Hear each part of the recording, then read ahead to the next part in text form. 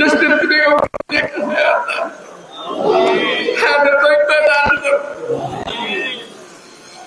আল্লাহ তাকে কিছুদিন আমাদের থাকতে দেওয়া অনেক বছর কষ্ট করেছে রব্বুল আলামিন রহমান রহিম জেলখানার মধ্যে তাকে কষ্ট দেওয়া হয়েছে।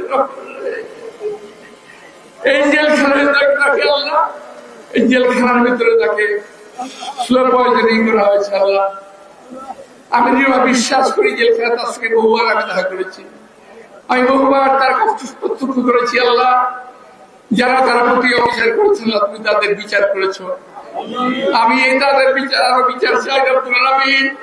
দেশনেত্রী বেগম খালেদার চোখ থেকে আমরা পানি দেখেছি। আল্লাহ যারা এই কাজটা করেছে রহমান রহিম তাদের প্রতি তুমি তোমার বিষয় যথাযথ বিচারের একটা ব্যবস্থা করো রব্বুল আলামিন। তুমি তাকে রহমান রহিম